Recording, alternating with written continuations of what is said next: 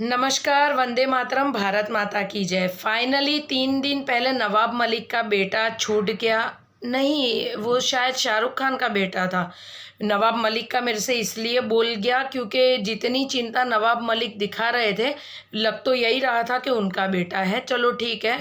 आज हकले का जन्मदिन है और हकला खुशी से जन्मदिन मना रहा है क्योंकि टकले की बीवी ने ज़मानत पे साइन करी है, जूही चावला ने, जो बेचारी खुद केश काला की ऐड में आती है, लेकिन पति के तो बाल आ नहीं रहे हैं, तो ये सब काम वो साइड में करती है, ज़मानत वमानत दे दी हो, क्योंकि फ्लॉप है ना, कहीं वो चलती तो है नहीं। तो इस बहाने जो पेपर में छप जाए कि जूही चावला ज़मानत देने आई, तो ये भांडों का ये काम है, आए दिन ऐसी फालतू चीप पब्लिसिटी लेने का।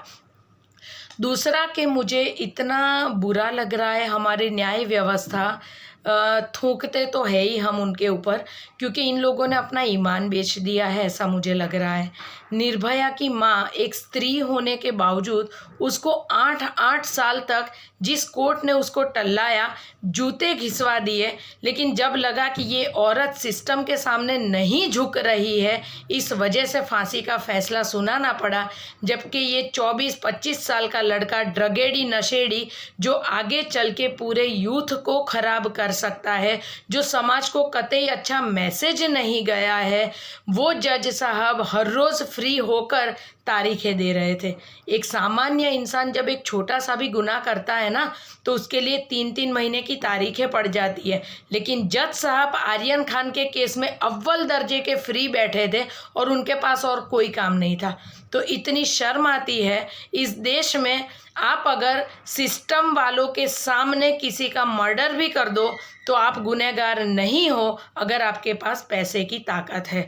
और जो काले कोट वाले जिन्होंने इसका केस लड़ा, वो लोग अपने आप पर अगर प्राउड फील कर रहे हैं, तो मैं लोगों को ये बता दूं कि उस दिन उन लोगों ने भी फील किया होगा कि पैसों के सामने हम कितने गिर चुके हैं, और उनका ज़मीर आज कितनी हद तक गिर गया और बिक गया, वो खुद जानते थे। और उनको पता भी था कि कितनी हद तक गलत काम उन लोगों ने किया है, लेकिन पैसा बोलता है और सिस्टम झुकता है जहां पैसे अपनी ताकत से उसको दबा देते हैं। इतनी शर्म की बात। लेकिन हाँ, जिस इंसान ने कोर्ट में रहने वाली जो मूर्ति बनाई है ना, जिसकी आंखों पर पट्टी बंधी है, उसको मैं शत नमन करना चाहती हूँ, क्योंकि सच में ये सिस्टम पूरा अंधा और बिका हुआ है। आज आप एक चीज़ समझो, कोई भी नेता अगर कोई गुनाह करता है उसको बेल मिल जाती है, लेकिन एक सामान्य इंसान चप्पल घिस के मर भी जाता है, लेकिन जज उसको बेल नहीं देते हैं। अपने ही देश के वित्त मंत्री चिदम्बरम को 18 बार अंतरिम जामीन मिले। सोनिया गांधी जो बेल पे घूम रही है, राहुल गांधी जो बेल पे घूम रहे हैं, अब आर्यन खान भी घूमेंगे, रिया चक्रवर्ती भी घूमेंगी, और सुशांत जैसे लोग मर भी जाए लेकिन जज साहब के जूं तक नहीं रेंगेगी। तो इतने बड़े पद पर बैठ के अगर तुम्हें ये निकम्मों वाले अगर फैसले करने हैं कि दही हांडी की हाइट इतनी होनी चाहिए और 8 के 10 और इतने के टाइम के बीच ही आप लोग फटाके जला सकते हो, तो ये काम तो है ना, हमारे काम वाले भी कर सकते हैं। इतने फालतू ऑर्डर के लिए जज साहब आप अपना ज़रा भी टाइम ना खराब करें। जब किसी बड़े लेवल के हाई प्रोफाइल केस का अगर कोई सुनवाई होगा, तो आप घर से तैयार होकर बेल के लिए प्लीज़ आ जाइएगा। इतनी इस देश पर मेहरबानी कीजिएगा कि जो ये लंबा चला 4-5 दिन आपको भी परेशानी उठानी पड़ी जज साहब, वो ना करें, क्योंकि बेल तो आपको देने ही थे। तो हर रोज़ ये सुनवाई उसका नाटक किए बगैर आपके ऊपर तब हमें अभिमान होता जज साहब, जब दिवाली की छुट्टियां आने से पहले अगर आप बोलते कि आर्यन खान का केस अब सीधा दिवाली के बाद लिया जाएगा, तो हमें आप पर गर्व होता। लेकिन आपने हर रोज़ पिछला 1 वीक अपने कुछ काम नहीं कर सिर्फ आर्यन खान को पब्लिसिटी दिलवाई है। उसके लिए आपसे है ना मनी उठ गया कि ये सिस्टम में गुनाह करने वाले हमेशा जीत जाते हैं। तो लानत है, थूकती हूँ इस सिस्टम पर मैं, और ये बोलने का मुझे पूरा अधिकार है, क्योंकि ये सब जो हो रहा है ना, उसके लिए हम लोग तन तोड़ मेहनत करके हम लोग टैक्स भरते हैं। इस देश में बोलने की आज़ादी है हमको, लेकिन हमारी सुनता कोई नहीं है। इतनी हद तक गिरी हुई सिस्टम है।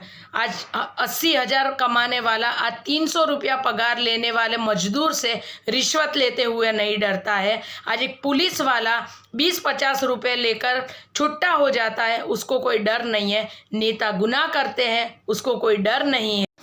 नवाब मलिक जैसे लोग अपने देश में, अगर ये सच्चाई है जो मैं अभी बोलने जा रही हूँ, 100 में से 75% नेता अनपढ़ गवार है, लेकिन ये लोग IAS IPS लेवल के लोगों पर सवाल उठाते हैं और इस देश का दुर्भाग्य है कि उसके ऊपर एक्शन लिया जाता है जो सच में शरीफाई से और इज्जत से काम करता है। लेकिन ये घटिया सिस्टम एक शरीफ इंसान को कभी जीने नहीं देती है और उसको मरने के लिए मजबूर कर देती है। तो ये सिस्टम अगर यही चलना है तो हमें कोर्ट तक जाने की ज़रूरत नहीं है। और वैसे भी धर्मों में कहा गया है, सनातन धर्म में, खुद इंसान अपनी रक्षा कर सकता है और अपनी रक्षा करने के लिए उठाया हुआ हर एक कदम लीगल है। तो ठीक है, कायदे को अगर इल्लीगल लोगों के साथ ही चलना है तो फिर इंसान को अपने लिए अपनी सुरक्षा तय करने के लिए खुद कदम उठाने पड़ेंगे।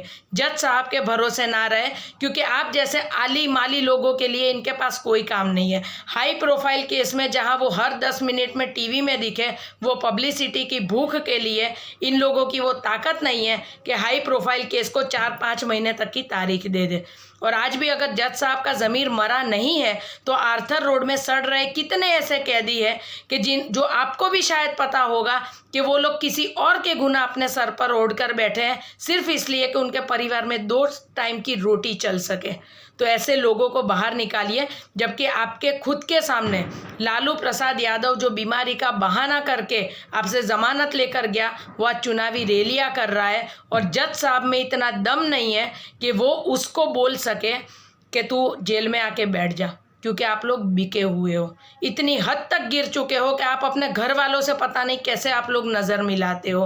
तो इस सिस्टम के लिए आप लोग, एक सामान्य नागरिक, कोई उम्मीद ना रखे कि ये लोग आपके अच्छे के लिए, आपके भले के लिए खड़े रहेंगे।